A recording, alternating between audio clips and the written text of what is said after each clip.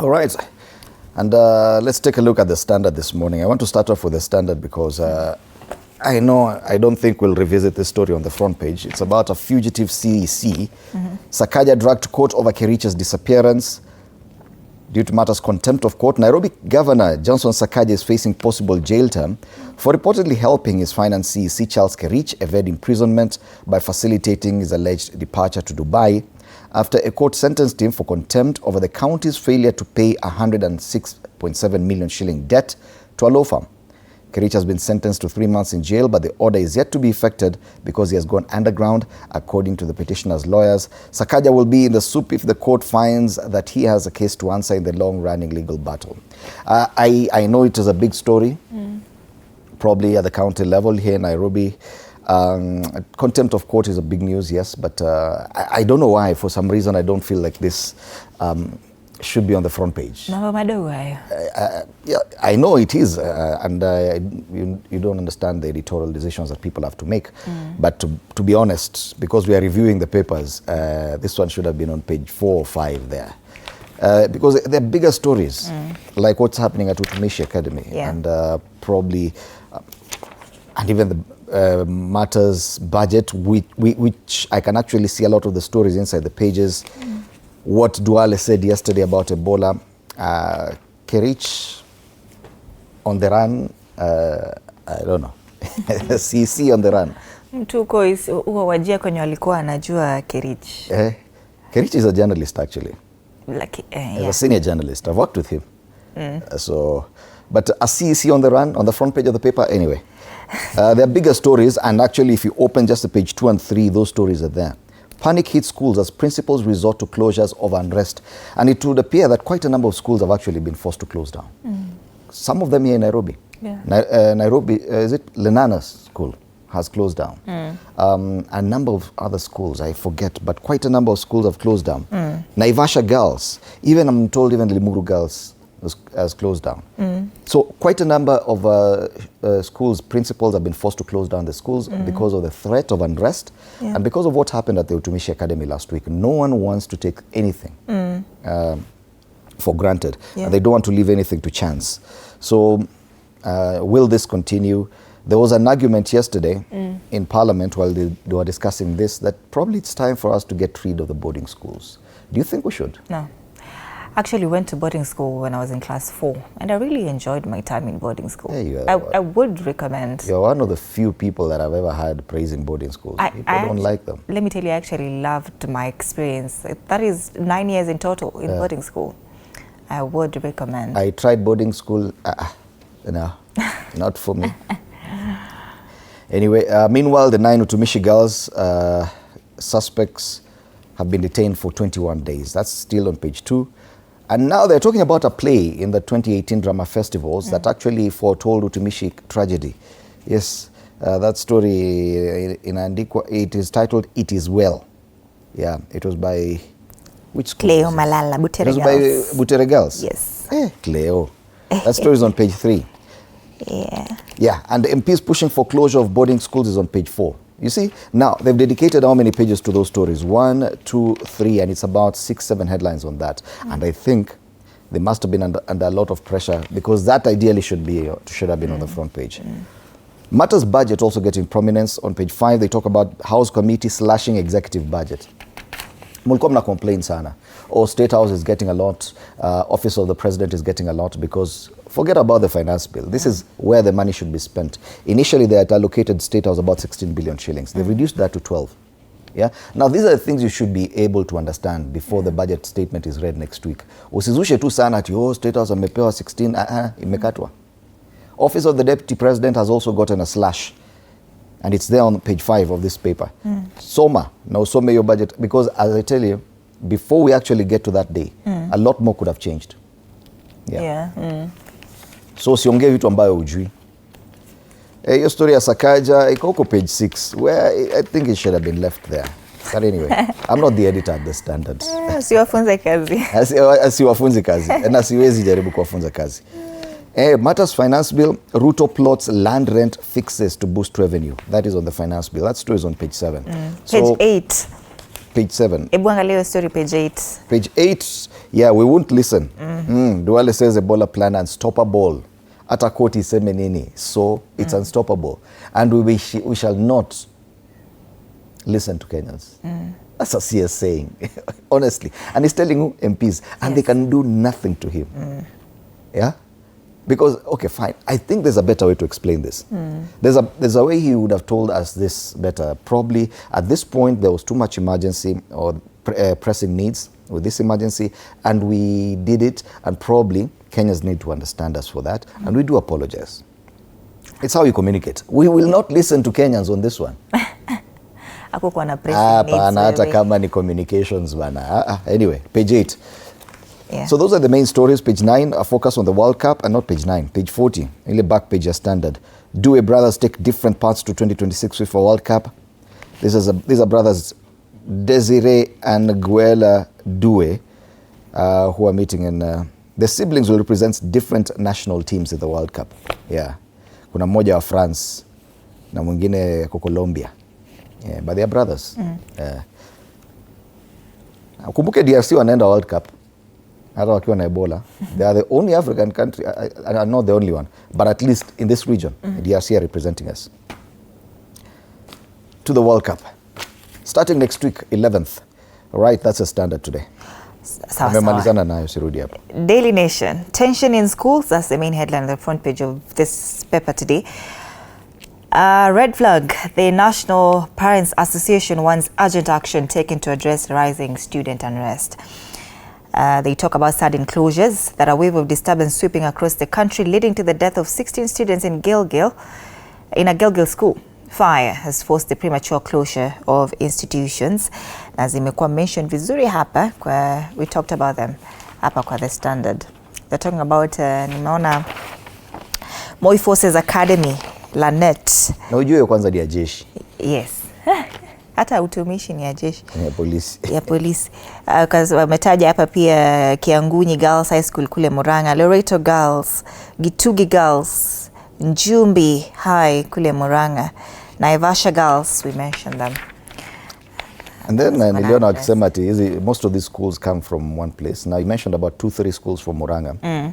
And then Gasharage school, which immediately after the Utumishi tragedy was also on fire the following day. Yes. Also comes from Murang'a. Shida iko wapi? What is happening in Murang'a? Yeah. All right. Multiple motives. Authorities blame exams anxiety and unruly students, unresolved grievances, high-handed managers, and copycat cases among reasons for the riots. Interesting. Copycat cases? Yeah. Or just copying what others have done in their schools? Okay. Kama unaona hii ya Utumishi Girls walikuwa nasema ati waliona unrest Utumishi Boys. So, all right, investigations inaendelea kule. Coming the tide, a nationwide inspection of schools to review safety measures, overcrowding, and foster dialogue between students and teachers to avert conflict. They also talked about the suspects that have been detained for 21 days. There's 9 students blamed for the Utumishi school fire that killed 16 girls to allow detectives complete investigations. Full stories on page 4, 5, and 6.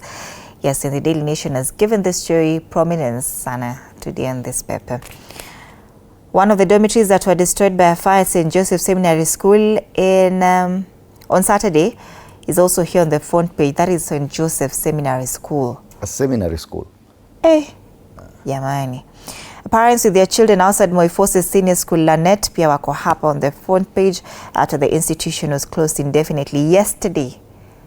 Ini jana. Then again, because I know midterm, the official midterm comes around this month. Yeah. I think from the 20th, the 3rd week of this month. Probably the government should consider doing it a bit earlier. Just allow the students to go home earlier for midterm to calm the situation. I think they are going to also normalize this. Students wakijua, they want wakitaka kwenda, what is it called?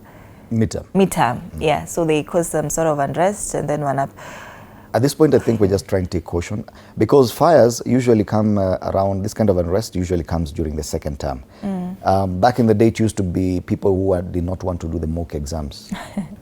Sasa ni watu wanataka tu kwenda nyumbani. Yeah. Lakini so wamefungua shule last month. Washachoka tayari. You know, this is the longest term, 14 weeks. So it's more than 3 months. Yeah, it's 3.5 months long. So I think na kukiendelea hivi, as he said, copycat effect. It's probably wise to put a break on it for a while. Watu waende nyumbani wakule mandazi, when they come back wametulia kidogo. On the top strip of the Daily Nation this morning, they also make mention of Duale. Protests won't derail US Ebola deal.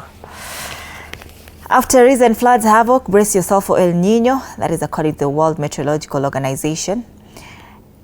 State shelves plan to increase power prices. This is interesting. Manake tulikuwa tushaanza panic that electricity prices will go up this month. But the government has suspended that plan.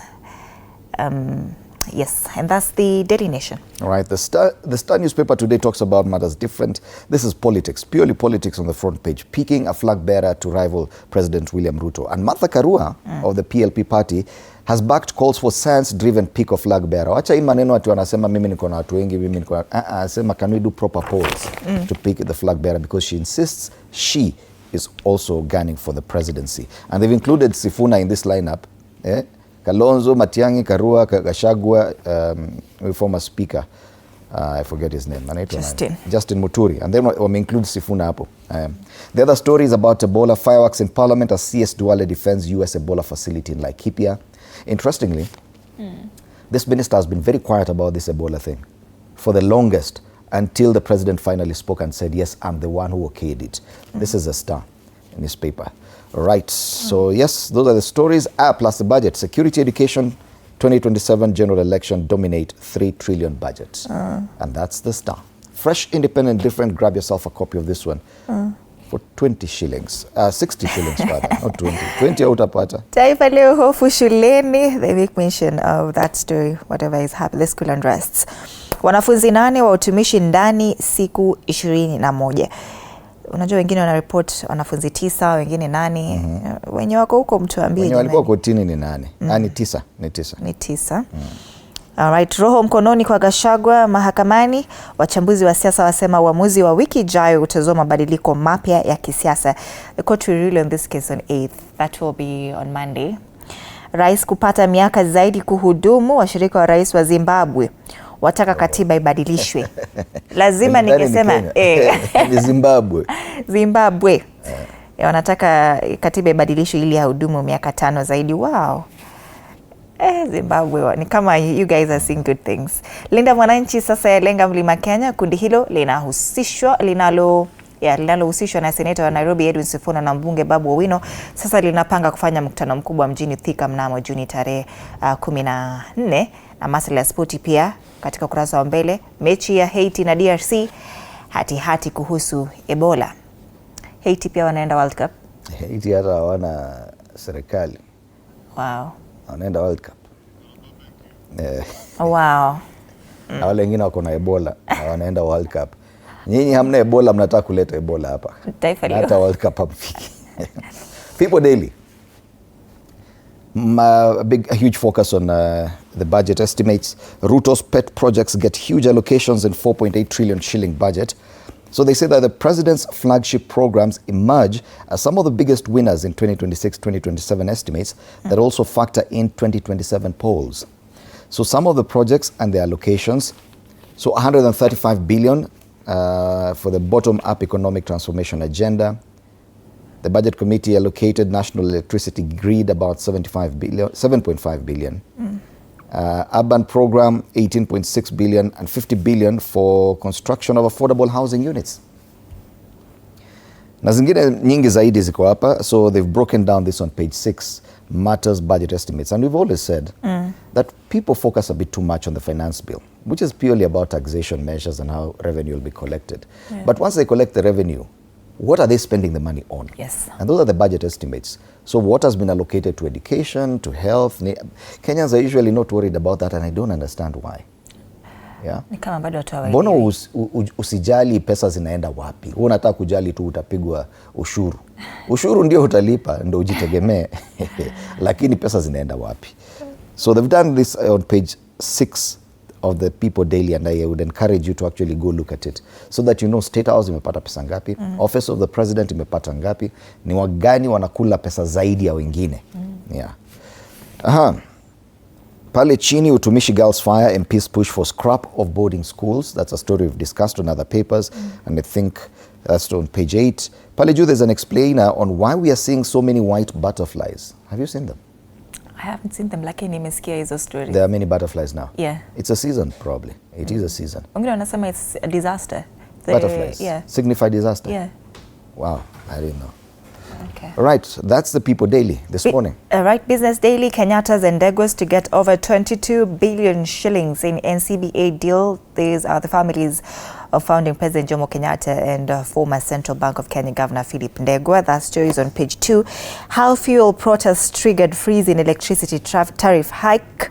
We've talked about this as Kenya's president applied increase in electricity prices from July 1st amid fears of sparking outrage ahead of the elections, dealing a blow to Kenya Power's search for extra revenues. On the ticker, banks warned of new risks from state corporation reforms. Food import bill hits record 82 billion shillings in first quarter as yields drop, and state cuts roads bond targets to 120 billion shillings. That's Business Daily. All right. Down with the national dailies, let's cross over to Uganda and Tanzania. We see what's happening there. We start off with Uganda. Yesterday, Christians celebrated Martyrs' Day countrywide. We saw that headline on the Daily Monitor saying that the martyrs were actually villains. They should not be celebrated. Villains? Yeah, they were not good people. They were traitors, not villains, traitors. Yeah. But anyway, the main focus is on the State of the Nation address by President Yoweri Museveni to Parliament. Ugandans' great expectations. So President Yoweri Museveni will use the address, which also marks the opening of the 12th Parliament today, to bring the country up to speed with his government's report card, including achievements, failures, challenges, and policy direction of the upcoming legislative year. The story is on page 4. The President will address Parliament. The other paper is the New Vision in Uganda. It has images of church leaders and other faithful who celebrated Martyrs' Day, and clerics are calling for end to corruption. But the Bank of Uganda has set cash withdrawal limits in the banks. There are now mixed reactions as new check transaction thresholds are also introduced. In Kenya, you know, you cannot write a check of more than 999,000, one single check. Why? That's a rule set by the central bank. So now the Ugandans are doing the same. So kuna ile maximum. So ukiona mtu amekuandikia check ya 5 million shillings, ujue anakudanganya, wachana. All right, in Tanzania, we start off with the Citizen. Putin, that's Vladimir Putin, the Russian president. We are on the Citizen now in Tanzania. Putin hails Samia's state visit a sign of strong ties. So as President William Ruto heads to South Africa, Mama Samia Suluhu Hassan is in Moscow. Russian President Vladimir Putin has described President Samia Suluhu Hassan's decision to make Moscow the destination of a first state visit after inauguration as a strong signal of Tanzania's commitment to deepening relations between the two countries. That's the main focus on the front page. Na wanasema kuna uranium pale pia italeta pesa. Gazeti la Mwananchi ni masuala ya bunge, mnyukano bungeni, Simai aliamsha akidai kuwa Yuda ndani ya serikali, Ado akemea wabunge, CCM kuharibu mijadala, Sumai aonya bunge lisitumike kama chombo cha kuchafuana kisiasa. There's a level of debate happening in the Tanzanian parliament. Watu wanarushiana maneno kweli kweli ni kama makombora. Ziara ya Rais Samia Suluhu Hassan kule Urusi pia iko pale kwenye ukurasa wa mbele wa gazeti hili. Tanzania, Russia kimkakati zaidi. Yes. So focus on the state visit to Russia in Tanzania. Kule kwingine State of the Nation addressed by the President in Uganda. And those are the dailies, both local and regional. Let's take a look at the cartoons this morning.